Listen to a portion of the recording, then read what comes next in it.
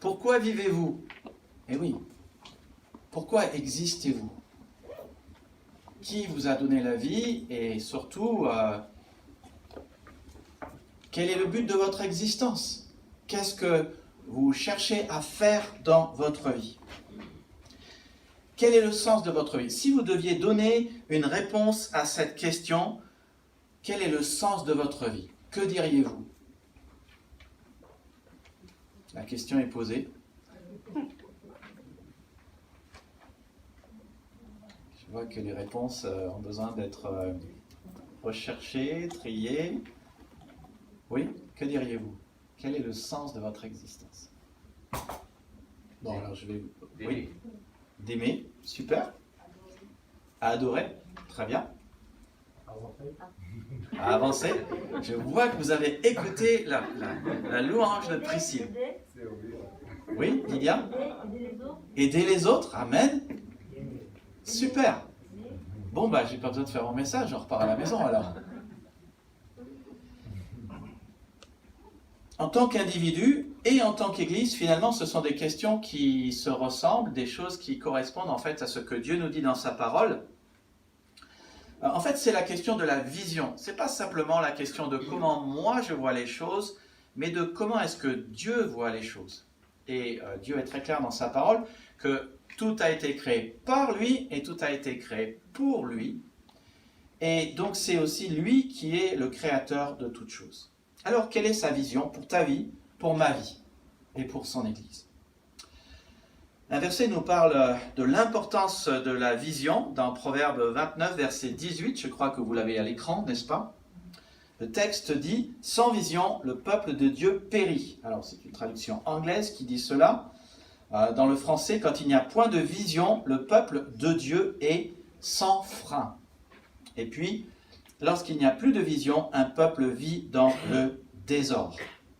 Ce que ce texte est en train de dire, c'est que de ne pas avoir de vision pour notre vie nous plonge dans un manque de sens. On ne sait plus pourquoi on vit.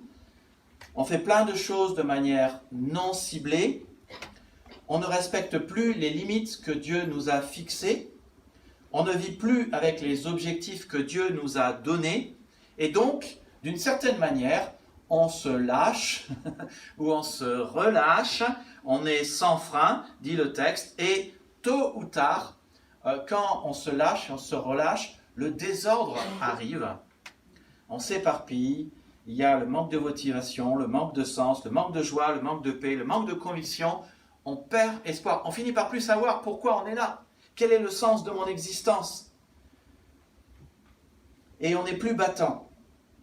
Ne poursuivant plus la raison d'être de notre vie ici-bas, on finit par ne plus savoir dans quelle direction on va, on s'éparpille et surtout on gaspille sa vie. C'est en fait la définition d'une vie gaspillée, c'est la définition d'une vie sans sens et d'une vie perdue. C'est aussi le problème numéro 1 de notre monde aujourd'hui. Vous allez dans la rue, vous posez la question, on pourrait faire un questionnaire d'ailleurs sur ce sujet-là. On devient les spécialistes du questionnaire dans l'évangélisation, mais on pourrait poser la question, quel est le sens de votre vie? Pourquoi vous existez? Qu'est-ce que vous êtes censé vivre dans votre vie? Beaucoup de gens ne le savent plus, et il faut le dire aussi, beaucoup d'églises ne le savent plus. D'où l'importance toujours d'avoir nos yeux dans la parole de Dieu, dans la Bible, et de regarder ce que Dieu nous dit sur le sujet. Alors, Dieu nous dit d'abord qu'il est le créateur de ce monde, et le concepteur de ses créatures. Il sait pourquoi il a conçu ces créatures et il ne nous a pas créés pour rien. Il est un concepteur avisé et il nous a laissé un précieux manuel d'utilisation qui s'appelle la Bible et qui nous explique ce pourquoi on est fait. Un petit peu de la même manière, un constructeur de machine à laver va construire une machine à laver pour laver le linge. Mais si vous essayez de faire en sorte que la machine marche sans lire le manuel, vous risquez d'avoir un problème. Par exemple, de mettre du linge qui devrait être lavé à 30 degrés, vous le mettez à 60 degrés et soudainement, votre t-shirt ressort tout rétréci. Parce qu'il faut lire le manuel d'utilisation. L'Église est également l'invention et la création de Jésus-Christ. C'est lui-même qui a dit « Je bâtirai mon Église » dans Matthieu 16, 18. Dans Matthieu, le roi vient, il propose le royaume, mais le royaume est rejeté par les pharisiens, le blasphème contre le Saint-Esprit, Matthieu chapitre 12, et c'est à partir de Matthieu chapitre 12 que Jésus tourne le dos aux pharisiens, se met à parler en parabole, et dans Matthieu 16, pour la première fois, il parle de l'Église, et il dit, je bâtirai mon Église. L'idée vient de lui, l'idée vient de Dieu, c'est lui qui l'a créée, c'est donc lui qui en est le créateur et l'architecte, et qui sait comment les choses fonctionnent dans l'Église. Et dans ce manuel d'utilisation qu'est la Bible, vous trouverez deux versets importants qui se détachent fortement de tous les autres par leur importance. Et c'est important que vous sachiez qu'il n'y a aucune église qui discute ces deux versets. Que ce soit l'église catholique, l'église protestante, les églises évangéliques, l'église orthodoxe, toutes sont d'accord pour dire que ces deux versets se détachent et se dégagent par leur importance dans la parole de Dieu. Il s'agit de Matthieu 22 et de Matthieu 28. Et donc le premier, Matthieu 28 au verset 19, le contexte c'est le départ de Jésus, et Jésus dit, ça apparaît à l'écran, vous connaissez ce verset? Vous le lisez avec moi? Allez, faites de toutes les nations des disciples, les baptisant au nom du Père, du Fils et du Saint-Esprit, en leur enseignant à observer tout ce que je vous ai prescrit, et voici, je suis avec vous tous les jours jusqu'à la fin du monde. Matthieu 28 verset 19. Et puis le deuxième est le plus grand commandement. Et vous le trouvez dans Matthieu 22 au verset 35 à 40. L'un d'eux, vous lisez avec moi, l'un d'eux, docteur de la loi, lui fit cette question pour l'éprouver. Maître, quel est le plus grand commandement de la loi? Et Jésus lui répondit, tu aimeras le Seigneur ton Dieu de tout ton cœur, de toute ton âme et de toute ta pensée. C'est le premier et le plus grand commandement. Et voici le second qui lui est semblable, tu aimeras ton prochain comme toi-même. De ces deux commandements dépendent toute la loi et les prophètes. Et c'est pour ça que tout à l'heure, vous vous êtes salués les uns les autres. Dieu est le roi. Il le dit quand son peuple, dans l'Ancien Testament, veut un roi pour faire comme les autres nations. Dieu dit à Samuel, en fait, ils veulent un roi, mais c'est moi leur roi. Mais ils ne veulent pas que je règne sur eux. Dieu est le roi. Nous le prions dans le Notre Père. Nous disons que ton règne vienne, que ton royaume vienne. Qu'est-ce que le royaume de Dieu? Le royaume de Dieu, ce sont les gens de Dieu, dans le lieu de Dieu, qui vivent les principes de Dieu, qui vivent le règne de Dieu. L'Église est le lieu où le Seigneur règne, normalement. En tout cas, nous sommes le peuple de Dieu, nous sommes réunis dans son endroit aujourd'hui pour vivre ensemble ce qu'est l'Église. Le lieu de Dieu, les gens de Dieu qui vivent les principes de Dieu. Et c'est dans ce cadre que nous prions et que nous voulons que sa volonté soit faite. Nous le prions. Notre Père qui es aux cieux, que ton règne vienne, que ta volonté soit faite. Mais où est-ce que la volonté de Dieu est révélée? Tant de fois les gens me disent, j'ai prié Dieu, il m'a dit ceci, il m'a dit cela. Mais la volonté de Dieu d'abord est révélée dans sa parole. Et ça c'est fondamental. Et plus les temps vont aller, plus les gens vont s'éloigner de la parole et vont être dans toute forme de spiritualité qui peut être peut-être pseudo-évangélique, ça sonne évangélique. Ça sonne comme ce que nous croyons. Mais combien de fois les gens me disent des choses alors que la parole de Dieu dit exactement le contraire. Et ça devient très préoccupant quand dans certaines églises, des gens se mettent à prêcher, ils ont un verset, mais ils n'arrivent ni à étudier le verset, ni à parler en thématique de ce que le verset dit. Nous voulons être une église biblique. Une église qui, sans cesse, puise sa sagesse, sa source, son inspiration, ses principes, la volonté de Dieu dans la Bible. Ça, c'est ce que nous sommes. Où est-ce que la volonté de Dieu nous est révélée? Dans ces deux versets que nous venons de voir, Matthieu 22 et Matthieu 28. Dans ces deux textes, il y a 5 notions que Priscille a déjà détaillées tout à l'heure, que j'aimerais vous expliquer un petit peu davantage. 5 volontés que Dieu a pour ta vie, que si tu les fais, ta vie aura un sens. Nous les appelons des objectifs, la volonté de Dieu, les intentions de Dieu. Appelez comme tu voulais, comme tu voudras. Ça n'a pas d'importance. Ce qui compte, c'est de garder en tête que ce sont la volonté de Dieu, les principes de vie pour ta vie. Alors, quelles sont-elles? Eh bien, la première, c'est le fait d'aimer Dieu. Jésus a dit, voici le plus grand commandement, tu aimeras le Seigneur ton Dieu de tout ton cœur, de toute ton âme et de toute ta pensée. Aimer Dieu de tout son cœur, ça s'appelle l'adorer. Il y a 10 commandements que Dieu donne à son peuple dans Deutéronome. Vous savez que Deutéronome, dans le grec, ça veut dire la deuxième fois. Dans Deutéronome, Dieu donne pour la deuxième fois la loi à son peuple, puisque la première génération est morte dans le désert, et la deuxième génération s'est levée, mais n'a pas reçu la loi. Alors il y a une deuxième fois la loi qui est redonnée.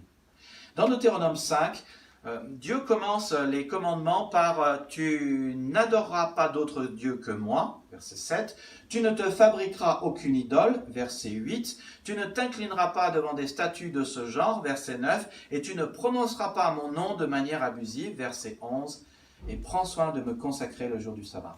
5 à 6 des commandements de Dieu parlent de l'adoration. Ça vous montre à quel point l'adoration est importante pour Dieu.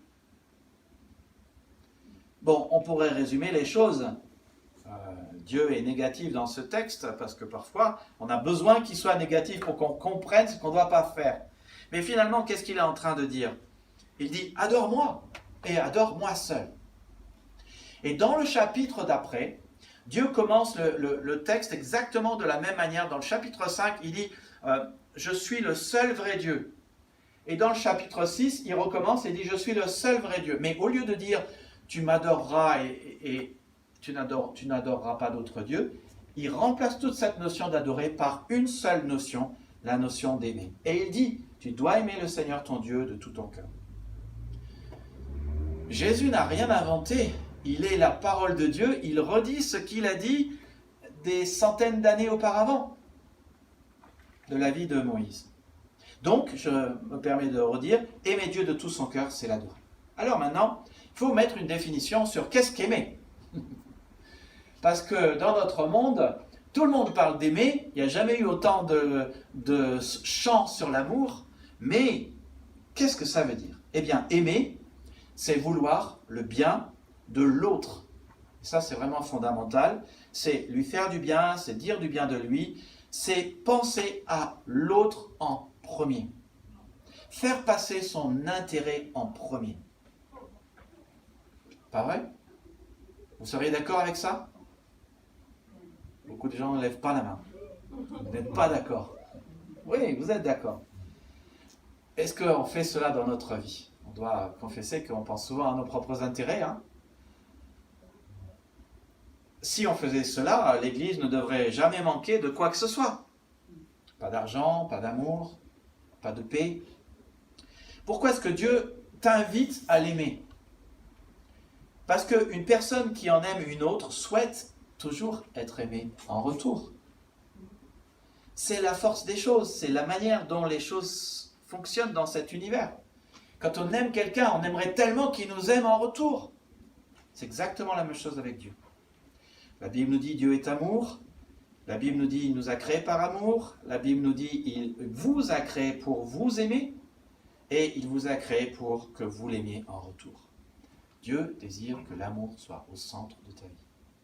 Et note, et c'est important de le dire, j'avais donné tout un message là-dessus, l'amour n'est pas une émotion. Alors, pour être plus exact, ce n'est pas qu'une émotion.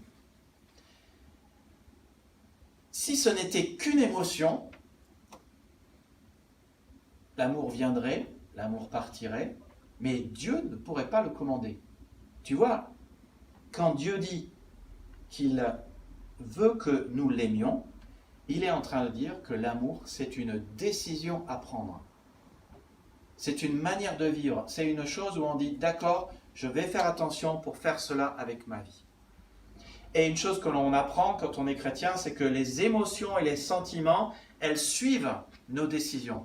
Elles suivent nos engagements. C'est quand on prend l'engagement d'aimer, qu'on aime, et que l'émotion de l'amour, elle vient. Bon, parfois, c'est aussi l'émotion d'amour qui est là, et puis on prend l'engagement d'aimer, et par la suite, on apprend que aimer, c'est aussi une décision. Mais tu vois, si c'était qu'une décision, qu'une émotion, qu'un sentiment, Dieu ne nous le commanderait pas. Qu'est-ce que l'adoration maintenant? L'adoration, c'est rendre un culte à Dieu. On rend à Dieu ce qui lui est dû. Et qu'est-ce qui lui est dû? Eh bien, nous sommes au bénéfice de qui Dieu est, de ce que Dieu a fait, de ce que Dieu a dit et de ce que Dieu a promis. Et donc, par l'adoration, nous exprimons notre reconnaissance à Dieu pour ce qu'il est, pour ce qu'il a dit, pour ce qu'il a fait. Donc, dire qui Dieu est par notre louange à l'Église, c'est une manière de l'adorer. Vous l'avez chanté tout à l'heure, c'est une manière de l'adorer. Dire par notre louange ce que Dieu a fait, c'est un acte d'adoration. Dire par nos cultes ce que Dieu a dit à l'Église, par exemple, par la prédication, c'est un acte d'adoration. Compter sur les promesses de Dieu est un acte d'adoration. Parce qu'on rend à Dieu ce qui lui est dû. Je vous ai souvent dit, et j'ai souvent dit cela quand j'étais pasteur à l'église de Champs, que l'adoration commence à 16h le dimanche et l'adoration s'arrête à 16h le dimanche d'après. L'adoration, c'est toute une vie. Mais je ne voudrais pas minimiser le moment le plus important, qui est l'adoration de Dieu à l'église. Je ne veux pas le minimiser parce que de plus en plus, dans le monde protestant évangélique, hélas, beaucoup de gens disent « Oui, mais moi, je peux être chrétien et rester à la maison. » Mais pourquoi nous nous retrouvons? Pourquoi? On pourrait se poser cette question. Parce que, de tout temps, les croyants se réunissaient le jour du Seigneur pour l'adorer. Dieu est là, aujourd'hui, par sa présence dans l'assemblée. Regardez le psaume 22, verset 3. Dieu siège au milieu des louanges.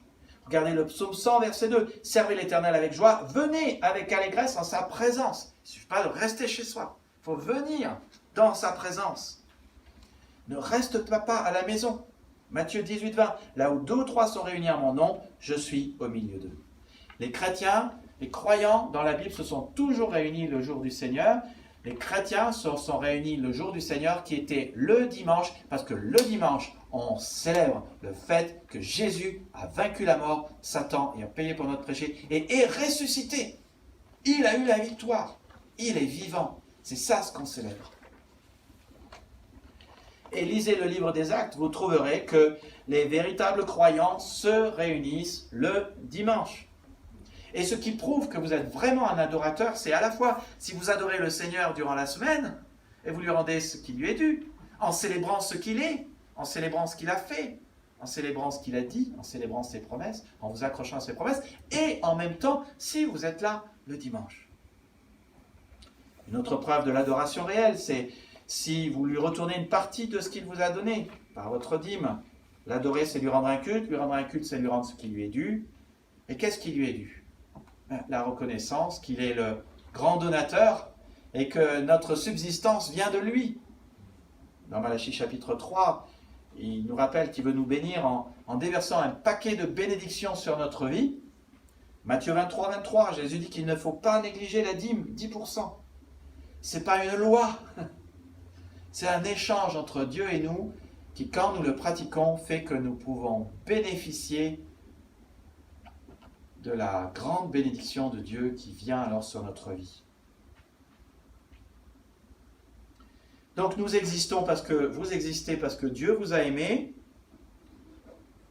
Il vous a créé pour vous aimer. Il vous a créé pour que vous l'aimiez en retour. À la croix, il a fait passer votre intérêt en premier, avant le sien.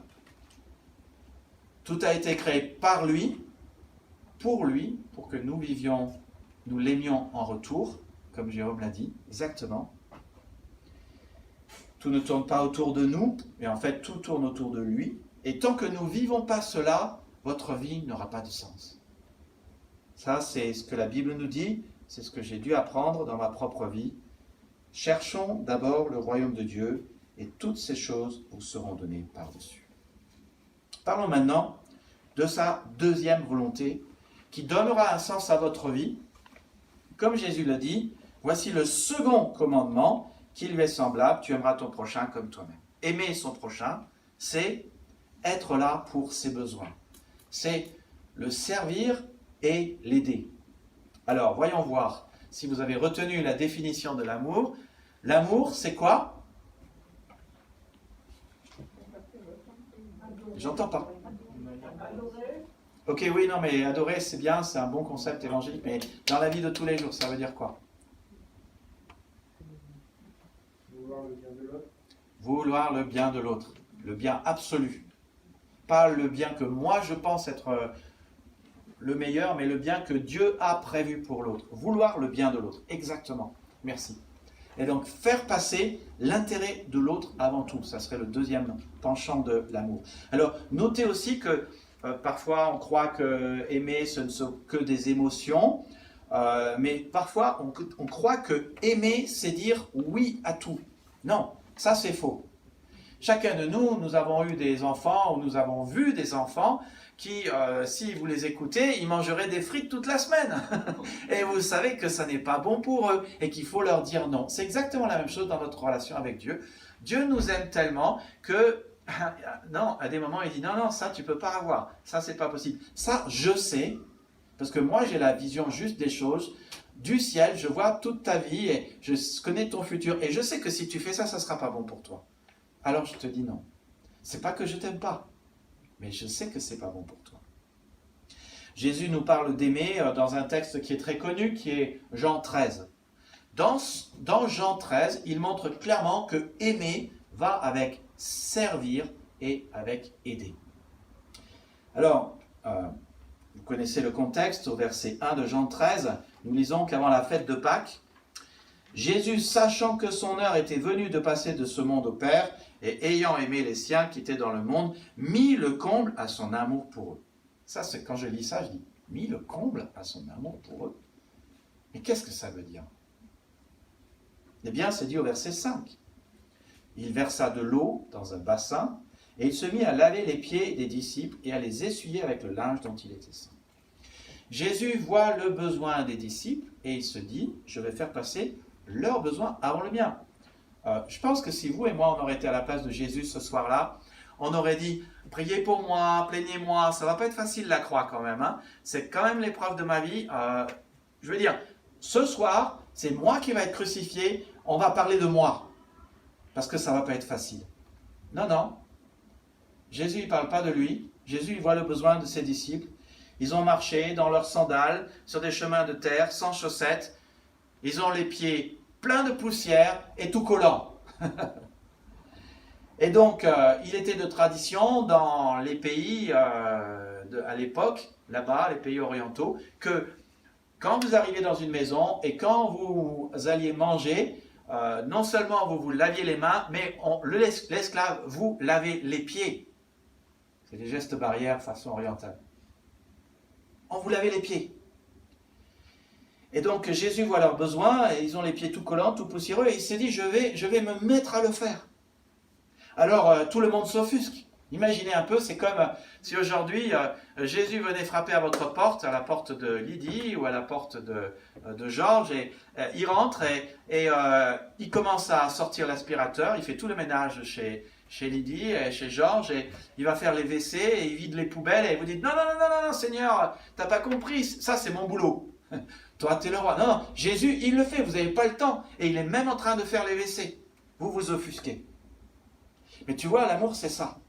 Tu vois le besoin de l'autre, et tu fais passer ses intérêts avant le tien, et tu réponds à son besoin. Et ça s'appelle être au service des autres.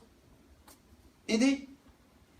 C'est vouloir, de manière délibérée, le bien de l'autre. Et c'est faire passer son bien avant ton bien. Et Dieu nous commande de le faire.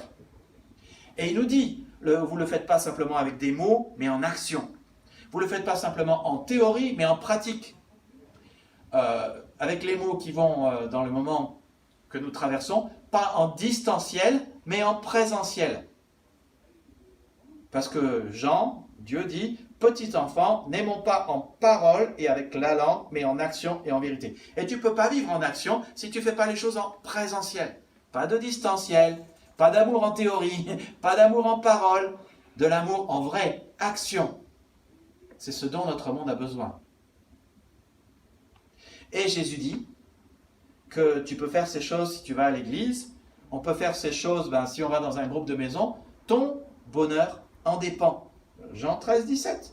Si vous savez ces choses, dit Jésus, toujours on est en Jean 13, vous êtes heureux pourvu que vous les pratiquiez. Ton bonheur dépend de faire attention aux autres, de faire passer leur intérêt, de rechercher leur bien. Quand tu recherches leur bien, alors ça te fait du bien.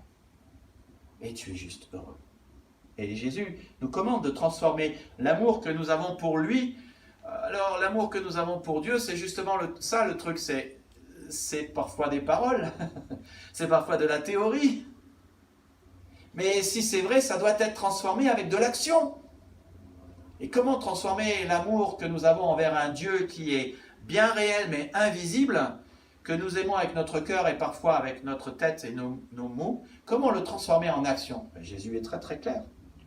Et ce qu'il dit à Simon, au bord du lac de Génézareth, il nous le dit aussi, Simon, fils de Jonas, m'aimes-tu? Simon répond, Seigneur, tu sais toutes choses, tu sais que je t'aime. Jésus lui dit, paie mes brebis. Tu dis que tu m'aimes, alors occupe-toi de mes brebis. Occupe-toi de tes autres frères et sœurs dans l'église. Sois là pour eux. Pas vis simplement une vie égoïste pour toi-même. Sois là pour eux, veille sur eux, protège-les, nourris-le. C'est ça le fait de paître, être un berger vis-à-vis des autres. Ce que Jésus dit à Simon, il nous le dit à nous aussi. Il dit, si vous m'aimez, gardez mes commandements. Et puis il rajoute, je vous donne un commandement nouveau. Aimez-vous les uns les autres comme je vous ai aimé. Vous aussi, aimez-vous les uns les autres. Et la Bible dit aussi qu'à partir du moment où nous croyons en Jésus, nous sommes tous membres les uns des autres. Nous faisons partie d'un même tout, d'un même corps. Nous sommes des parties différentes, nous avons des capacités différentes et nous devons les mettre au service des autres. Comme de bons intendants des diverses grâces de Dieu, que chacun de vous mette au service des autres le don que vous avez reçu. Si bien que, et ça c'est important aussi d'avoir toujours cela en tête, nos différences dans l'Église ne sont pas censées nous opposer, tu vois, mais nous compléter. La seule chose qui fait que nous nous compléterons, c'est si nous prenons la décision de nous aider et d'être là au service des autres. Sinon, on se positionnera en compétiteur et nous ferons la compétition. Et quand on se met au service des autres, alors on complète les autres, ceux qui n'ont pas, on vient avec ceux qui n'ont pas et on leur donne. Et la Bible est très claire aussi que si nous sommes membres du corps de Christ, nous sommes une partie du corps de Christ. Et en fait, le Christ, qu'est-ce qu'il amène dans notre vie? La grâce. Et donc, nous sommes ceux qui amenons la grâce aux autres dans l'Église. Si bien que j'ai sacrément intérêt à être ton ami, si tu crois en Jésus-Christ. Parce que si je deviens ton ami, tu vas amener la grâce de Dieu dans ma vie, et vice-versa. Si tu deviens mon ami, je vais pouvoir amener la grâce de Dieu dans ta vie. On a intérêt, donc, à aimer notre prochain. Et c'est là l'importance capitale que tu as dans l'Église. C'est là ton utilité. C'est là ce que tu peux faire pour les autres. Tu peux les aider, tu peux être là à leur service. Tu peux montrer ton amour pour eux. Et le meilleur moyen pour faire cela, c'est de faire exactement comme Jésus ce soir, quand il était dans Jean 13, c'est d'être présent. D'être dans la présence des autres, parce que quand tu es dans la présence des autres, tu peux vraiment les connaître et connaître leurs besoins, et tu peux faire alors ce qui est nécessaire pour leur vie. Et c'est pour ça que c'est tellement important d'aller dans un groupe de maison. Les groupes de maison reprennent cette semaine. Il y en a un mardi soir avec Jérôme, ici, 20h. Il y en a un jeudi soir chez Eric, à Torcy, 20h aussi. Il y en a un avec Priscille, vous voyez avec Priscille, vendredi soir, probablement à Noisiel. Et il y en a un samedi matin, ici à 10h. Mais allez dans un groupe. Comme ça, vous pouvez faire connaissance des autres et les aimer. Troisième objectif, vous le trouvez dans le grand ordre de mission. Jésus a dit, allez, faites de toutes les nations des disciples, les baptisant au nom du Père, du Fils et du Saint-Esprit. Alors, nous parlerons tout à l'heure de l'évangélisation, dire la bonne nouvelle aux autres. Mais notez que la première chose à faire quand on devient un disciple de Jésus-Christ, c'est, après que vous ayez cru, se faire baptiser, exactement. Et se faire baptiser, c'est adhérer. On adhère à Jésus et on adhère à ceux qui ont adhéré à Jésus. Donc notez bien que l'ordre aux disciples s'est fait de toutes les nations des disciples. La première chose avec laquelle on fait des disciples, c'est on baptise. Baptiser veut dire immerger, plonger sous l'eau. Le baptême d'eau, c'est l'acte par lequel on choisit Jésus. Mais, et ça c'est une chose que je ne vous ai pas dit, mais on le voit bien dans 1 Corinthiens 12, 13, c'est aussi la manifestation visible du baptême du Saint-Esprit invisible. 1 Corinthiens 12, 13, nous avons tous en effet été baptisés dans un seul esprit, pour former un seul corps, soit juif, soit grec, soit esclave, soit libre, et nous avons tous été abreuvés dans un seul esprit. Ce n'est pas la première fois où Jésus compare le Saint-Esprit à de l'eau. Donc le jour où on croit en Jésus, on est baptisé par le Saint-Esprit. Ce baptême arrive, si je puis dire, de manière invisible, quand on se met à croire en Jésus-Christ. Le signe du baptême du Saint-Esprit, désolé, mais n'est pas le parler en langue. Il y a 3 fois des gens qui parlent en langue dans le livre des Actes, mais tout le monde ne se met pas à parler en langue quand il y a le baptême du Saint-Esprit. Et le baptême du Saint-Esprit fait qu'on forme un seul corps avec les autres croyants. Et comme le baptême d'eau est la manifestation visible du baptême du Saint-Esprit, tout ce qui s'applique au baptême du Saint-Esprit s'applique au baptême d'eau. Le baptême d'eau est la manifestation visible qu'on appartient à un même tout, à une même famille, qu'on adhère à Jésus et à ceux qui ont adhéré à sa personne et qu'on lui appartient à lui et à elle. Pas besoin pour le baptême d'atteindre un certain niveau, pas besoin de se sentir digne de Christ, pas besoin d'avoir des émotions chrétiennes, parce que nos émotions ne seront jamais 100% complètement chrétiennes tant qu'on n'arrivera pas de l'autre côté. Dans le livre des Actes, dès qu'une personne croit, elle est automatiquement baptisée. Et c'est une étape indispensable à faire juste après la conversion. Non parce que je le sens, non parce que j'ai atteint un niveau, mais parce que ça veut dire je choisis Jésus. Et choisissant Jésus, je choisis ceux qui ont choisi Jésus. Et une fois baptisés, les gens font alors partie de l'Église, comme on le voit dans le livre des Actes. Regardez Acte 2, 41. Un grand nombre d'entre eux acceptèrent la parole de Pierre et furent baptisés. Ce jour-là, environ 3000 personnes s'ajoutèrent au groupe des croyants. Ils en font partie et ils appartiennent à l'Église. Ils ont tellement en commun. Ils sont un même corps. Ils font partie les uns des autres. Ils sont membres les uns des autres. Ils appartiennent les uns aux autres. Ils partagent ce qu'ils sont. Ça s'appelle la communion fraternelle. Et en grec, cela veut dire partager, prendre part, participer, appartenir. La communion fraternelle, tu prends le mot part et tu le conjugues à toutes les sauces. C'est facile. Tu participes, tu prends part, tu partages. Les premiers chrétiens la pratiquaient largement. Acte 4, 32. Aucun d'eux ne disait que ses biens étaient à lui seul, mais entre eux, tout ce qu'ils avaient était propriété commune. Ça te dit à quel point les gens, ils avaient quelque chose en commun. Tout ce qu'ils avaient était propriété commune. Tu donnerais ta maison, ton appartement, ta voiture aux autres. Tu dirais, allez, prenez. C'est ce qu'ils faisaient à l'époque. Acte 2, 42. Tous s'appliquaient fidèlement à écouter l'enseignement que donnaient les apôtres, à vivre dans la communion fraternelle, à prendre part au repas commun et à participer aux prières. Vivre la communion, prendre part, participer. Les signes de la communion fraternelle sont l'appartenance, appartenir, me sentir concerné quand quelque chose se passe, venir être là, recevoir, participer, prendre part, partager ton temps, ton énergie, ta vie, tes repas, tes prières, partager l'enseignement de Christ avec les autres, partager ton argent, partager ton chez-soi. L'hospitalité est une preuve que vous pratiquez la communion fraternelle. Avec le Covid, le confinement, alors l'hospitalité, ça a fermé, il n'y a plus personne qui invite. Il est temps de recommencer cela. On ne va pas vivre dans la terreur du Covid toute notre vie quand même. Quelle est la dernière fois que tu as invité quelqu'un à la maison ou que tu es allé le voir pour partager ce que tu as? Parole d'affection, une question, une prière. Dieu nous dit, ne négligez pas l'hospitalité, car quelques-uns, sans le savoir, ont reçu des anges. Les anges sont des messagers de Dieu. Ils viennent avec des messages de grâce à la maison, et quand ils repartent, tu te dis, waouh, qu'est-ce que j'ai bien fait de l'inviter, parce que ça m'a fait du bien. Cette personne avait une parole du Seigneur pour moi. Je ne le savais pas. Dans les faits, vous avez reçu un ange de Dieu. Et je sais que parfois on est là, on se dit, ouais, mais moi, j'ai rien. Je n'ai rien à partager. Tu sais, si tu n'as rien à partager, fais ce que les disciples faisaient, les premiers disciples dans Acte 2 faisaient. Ils n'avaient rien à partager. Alors viens, assis-toi et fais comme eux. Prends part. Tu n'as rien? Prends part. Assis-toi, remplis tes réservoirs, écoute l'enseignement.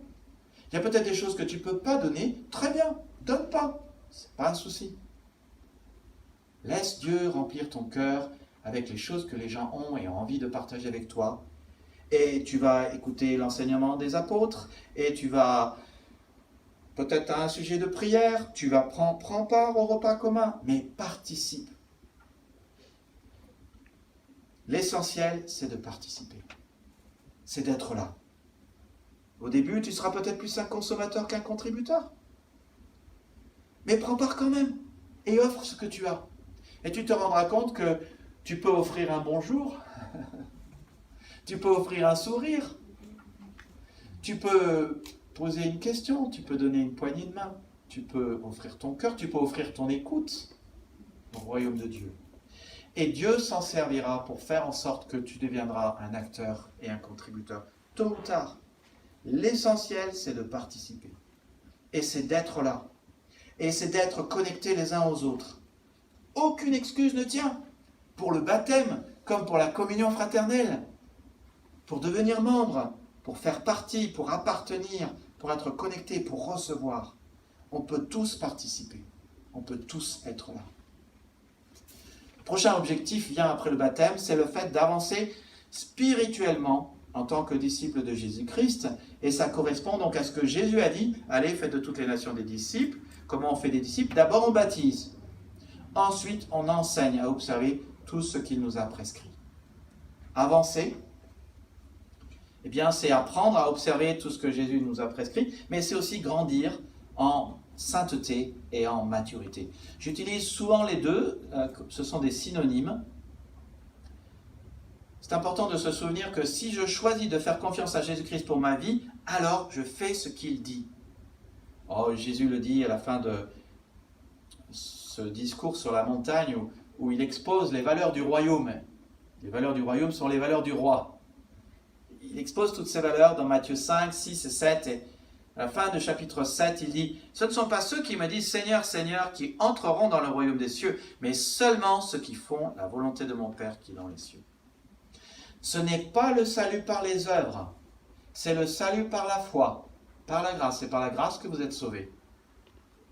Par le moyen de la foi. Cela ne vient pas de vous, ce n'est pas par les œuvres, afin que personne ne se glorifie. C'est un don de Dieu. Seule la foi sauve, mais la foi est réelle uniquement si elle débouche sur des œuvres. C'est les œuvres qui prouvent que nous croyons vraiment en Jésus. Jacques parle de cela. D'un côté, il parle de ceux qui disent avoir la foi, mais il n'y a aucune œuvre qui suit leur foi. Et de l'autre côté, il parle d'Abraham qui avait la foi et qui a agi par l'obéissance de la foi. Il oppose les deux et il dit, c'est sa manière de parler. C'est une manière qui bouleverse un peu. Il dit oui, il a été justifié par les œuvres. Non, il a été justifié parce qu'il avait la foi et les œuvres prouvaient que sa foi était vivante.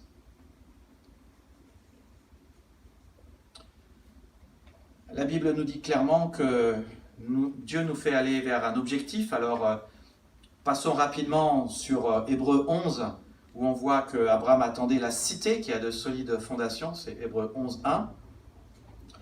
Vous pourriez lire Hébreux 11, 13 à 16. Un autre objectif que Dieu a dans ta vie, c'est que tu deviennes semblable à Jésus-Christ. Paul le dit dans Philippiens 1, 8, « Je regarde toute chose comme une perte afin de gagner le Christ. » Dieu dit dans Lévitique 20, 26 que son objectif pour nous, c'est la sainteté, oui, l'absence du péché, la pureté, les bonnes choses, le bien, que nous soyons des gens purs qui faisons le bien. Vous serez saints pour moi, car je suis saint. Je pense à Paul dans Philippiens 3, 13, « Je cours vers le but afin de gagner le prix. » Par Jésus-Christ nous appelle à recevoir là-haut. La question de la perfection. Tout ça, ce sont les mêmes destinations. Être semblable à Jésus-Christ, la Jérusalem céleste, le fait d'être saint et d'être parfait. Tu connaîtras des crises, des tempêtes, des disputes, des épreuves, mais la seule chose qui fera que tu restes debout, c'est si tu fais à la lettre ce que Jésus dit. Tu peux construire plein de choses dans ta vie et tu le fais. Ces choses sont en apparence géniales, voire elles t'avancent vraiment à quelque chose, mais si une tempête arrive, alors là, tout ce que tu as construit partira et ne t'aura avancé à rien. La seule chose qui avance, c'est de construire sur Jésus, sur le roc, et de faire ce qu'il dit. Quiconque entend ces paroles que je dis et les met en pratique sera semblable à un homme prudent qui a bâti sa maison sur le roc. Souvent, les gens viennent à moi, et parfois des couples viennent à moi, et ça ne va pas, et ils se disputent, et ils se disputent, et ils se disputent. Et la seule chose que je devrais dire, c'est ce que je devrais parfois me dire à moi-même, grandissez un peu. C'est tout. Apprenez du Seigneur Jésus, essayez de mettre l'autre en avant plutôt que toujours vous en avant, et pensez à son bien, à ses intérêts, et pas aux vôtres. Et si seulement vous vous concentriez sur Dieu, si seulement vous vous concentriez sur sa parole qui est toute puissante, mes amis, la parole de Dieu est parfaite et elle restaure l'âme, et je vous assure qu'elle restaure un couple. Regardez comment la parole de Dieu est puissante. La parole de Dieu est vivante et efficace, plus tranchante qu'une épée quelconque à deux tranchants, pénétrante jusqu'à partager âme et esprit, jointure et moelle. Vous avez besoin que Dieu fasse un travail sur vous? Concentrez-vous sur la parole de Dieu. Elle est suffisamment puissante et Dieu, qui est le chirurgien bienveillant, fera son œuvre. Il suffit de laisser faire Dieu son travail et de lui faire confiance pour votre vie. Colossiens 2,6. Ainsi donc, tout comme vous avez accueilli le Seigneur Jésus-Christ, marchez en lui. Allez, avancez. Courons résolument la course qui nous est proposée. Allez-y, courez. Quoi qu'il en soit, continuons à avancer dans la direction que nous avions suivie jusqu'à maintenant. Marchez, dit Jésus, marchez dans la lumière. Croissez dans la grâce et dans la connaissance de notre Seigneur et Sauveur Jésus-Christ. Comment croître? En apprenant à connaître notre Seigneur et Sauveur Jésus-Christ. Et c'est pour cela que Jésus a dit, si vous demeurez dans ma parole, vous êtes vraiment mes disciples, vous connaîtrez la vérité, et la vérité vous affranchira. La parole te fera connaître ton maître et la vérité, et te rendra libre, te rendra plus saint, et te rendra mature. Et ça, c'est aussi une des raisons pour lesquelles nous avons les groupes de maison. Nous étudions la parole de Dieu. Nous laissons Jésus nous parler. Nous apprenons à le connaître. Enfin vient le dernier objectif, annoncer. Alors, Jésus dit dans Matthieu 28 que nous sommes censés aller et faire de toutes les nations des disciples. Jésus le redit dans Marc 16,15, il dit « Allez dans le monde entier, annoncer la bonne nouvelle à tous les êtres humains. » Annoncer la bonne nouvelle, c'est ce qu'on appelle couramment évangéliser. Dieu veut que tous les hommes soient sauvés et parviennent à la connaissance de la vérité. Le Seigneur ne tarde pas dans l'accomplissement de la promesse, comme quelques-uns le croient, mais il use de patience envers vous, ne voulant pas qu'aucun périsse, mais voulant que tous arrivent à la repentance. Malheureusement, notre monde va de plus en plus vite, et la grande tragédie, c'est que tout le monde est occupé. Et c'est un problème majeur. C'est un problème qui est dans ce monde, c'est un problème qui est dans les entreprises, et c'est un problème qui est aussi dans les églises. Vous connaissez sans doute, ce mot était en vogue, peut-être Jérôme, tu peux me dire si c'est toujours en vogue, mais à l'époque, quand j'étais chez Legrand, il y a 40 ans de cela, ou 30 ans, on avait le mot réunionnite, ça existe toujours, la maladie de faire des réunions. Cette maladie n'échappe pas aux églises, mais il y a une autre maladie qui a infecté tout le monde, et encore plus dans ce temps de Covid, qui s'appelle la suroccupationnite. Vous voyez, je veux venir. Suroccupationnite. C'est le virus, ça vient de suroccupation. Une fois que vous arrivez à dire occupation, vous arrivez à dire suroccupation. Une fois que vous arrivez à dire suroccupation, vous pouvez dire suroccupationnite. Pas très compliqué. Vous voulez le dire après, non? Suroccupation. Peut-être vous êtes atteint de cette maladie. Elle a tous tendance à nous atteindre. Dans la parabole du banquet, Luc 14, un homme organisa un grand festin, invita beaucoup de gens. À l'heure du festin, il envoya son serviteur dire aux invités « Venez, car tout est déjà prêt !» Et tous, sans exception, se mirent à s'excuser. Le premier dit j'ai acheté un champ et je suis obligé d'aller le voir. Excuse-moi, je t'en prie. Un autre dit, j'ai acheté 5 paires de bœufs et je vais les essayer. Excuse-moi, je t'en prie. Un autre dit, je viens de me marier, c'est pourquoi je ne peux pas venir. À son retour, le serviteur rapporta ces paroles à son maître. Alors, le maître de la maison, en colère, dit à son serviteur, va vite sur les places et dans les rues de la ville et amène ici les pauvres, les estropiés, les aveugles et les boiteux. Le serviteur dit, maître, ce que tu as ordonné a été fait. Il reste encore de la place. Le maître dit alors au serviteur, va sur les chemins et le long des haies, et ceux que tu trouveras, oblige-les à rentrer, afin que ma maison soit remplie.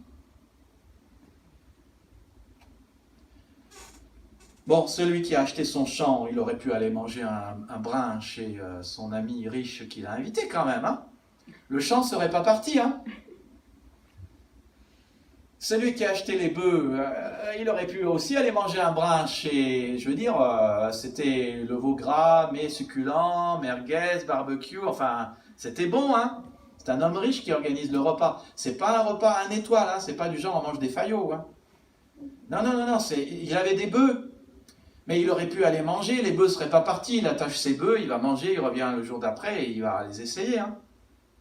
Et puis, je pourrais pousser le bouchon un peu plus loin. C'est pas parce que tu es marié que tu peux pas aller à un bon repas. En plus, quand tu es marié, c'est là où tu fais la fête. Alors ça tombe bien, faisons la fête ensemble. Ça ressemble un peu à ce qui s'est passé récemment hein, chez la famille Rinder. On a invité 20 personnes. 25% seulement ont jugé intéressant de venir. Suroccupationnite. Dans le texte, tous se sont mis à s'excuser. Chacun a une bonne raison de ne pas manger le festin 4 étoiles gratuit organisé par Dieu, symbole et synonyme de son salut. Phénoménal. Jésus offre à qui le veut, c'est ma manière de résumer l'évangile, hein, une place au ciel, le pardon des péchés, un plan de paix, sa puissance pour vivre le plan de Dieu, sa présence qui nous donne sa puissance. C'est la plus grande nouvelle qui ait jamais existé. Il n'y a aucun message, aucune religion qui vous donnera de tels avantages. Être invité au banquet éternel de Dieu. Et Jésus a dit, une des raisons pour lesquelles on prend la Sainte Seine, c'est parce qu'il va y avoir ce banquet dans le ciel. Et on est tous invités. Et beaucoup d'entre nous savent qu'ils seront là. Et ils ne veulent pas rater les noces de l'agneau, ce repas de 4 étoiles qu'il y aura. Il n'y a aucune religion qui donne un message comme cela. Mais tout le monde dit, je suis désolé, je n'ai pas le temps. Quel est le remède à Dieu à la suroccupationnite? C'est intéressant, j'aime beaucoup ce texte. Regarde ce qu'il dit à son serviteur. Va vite! Le remède à la suroccupation, c'est sois occupé avec l'évangile et va apporter ma bonne nouvelle, la bonne nouvelle de mon amour et du salut. Va vite, fais partie de l'équipe d'évangélisation qui se réunit très prochainement. Venez et soyez là à 11h30 dans 15 jours, samedi. Soyez là, va vite. Et amène les pauvres, il faut les inviter. Oblige-les à entrer. La réponse à la suroccupation, c'est soyons occupés avec l'évangile. Soyons occupés avec le meilleur message. Et note aussi que le texte, et j'aime aussi ce texte parce que Jésus, il sait exactement ce qu'il fait quand il parle. Tu as remarqué, il n'y a qu'un serviteur. Tu sais pourquoi ce texte, Jésus, il sait ce qu'il fait? Parce qu'avec cette notion de ce qu'il n'y a qu'un serviteur, personne ne peut se retourner et dire « Ouais, mais c'est Lydie qui va faire le travail d'évangélisation. » Non, Jésus, il dit « Toi, toi, chacun. » Alors, ce n'est pas forcément venir dans l'équipe, mais en équipe, on est plus fort. Ça peut être chacun dans notre propre vie. Mais Jésus, il nous dit, en fait, il y a le serviteur et il y a un plan A. Et le plan A, c'est toi. Et il n'y a pas de plan B. Et Dieu déteste faire un repas pour rien. Dieu déteste que son fils soit mort pour rien. Je pense que toi, tu n'aimerais pas non plus faire un grand sacrifice pour le bien objectif des autres et voir que les autres sont suroccupés. Quand on aime, on cherche le bien véritable de l'autre. Et on fait passer cela avant son propre bien-être. C'est ce que Dieu a fait avec notre salut, avec la croix. Il est venu pour sauver et restaurer. Il dit dans Jérémie 32, je suis venu pour faire le bien, pour ton bien, je m'engage à ton bien. Nous ne sommes pas le fruit d'un accident. Tu l'es pas, je ne le suis pas. Il nous a créés pour nous aimer et pour qu'on l'aime en retour. Alors, appartenons, adorons, aidons, annonçons. Je vous invite à prier.